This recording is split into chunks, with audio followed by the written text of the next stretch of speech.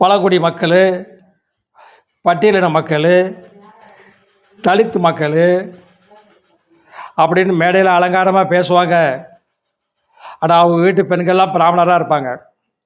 வீட்டுக்குள்ளெல்லாம் பிராமணர் வந்து ஐதீகம் எல்லாம் ஓதிட்டு போவாங்க. பகுத்தறிவாளர்னு சொல்லுவாங்க. பார்த்துருக்கீங்களா மக்களே? முதலமைச்சர் மனைவி பிராமணர், முரசொலி செல்வம் மறைந்து போன முரசொலி செல்வத்தோட துணைவியார் வந்து பிராமணர்.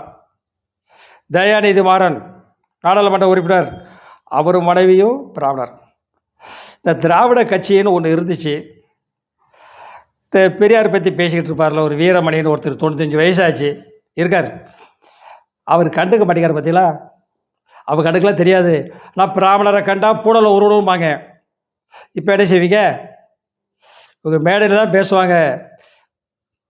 ஆனால் மீனவர் சமுதாயத்தில் இருந்து எல்லாரும் பழங்குடி மக்கள், பட்டியலின மக்கள், தீண்டத்தகாதவர்கள், நீ கை கொடுக்க முடியாது. சந்தேகமாக தான் போய் பாருங்கள். முதலமைச்சரை பாருங்கள், மற்ற மந்திரிகளெல்லாம் பாருங்கள், அவங்க தொடக்கூட மாட்டாங்க. ஒரு பிளாஸ்டிக் சேரை போட்டு ஓரமாக உட்காருமாங்க. இவங்களுக்கெல்லாம் சோபா செட் இருக்கும். கண்ணால் பார்த்து தானே இருக்கும்.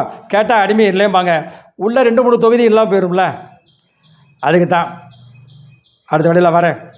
மக்கள் பிரச்சனைகளை தெளிவாக சொல்லிக்கிட்டு தான் இருக்கிறோம். எவன் கேட்கான்? அடுத்த வழியில் வரேன்.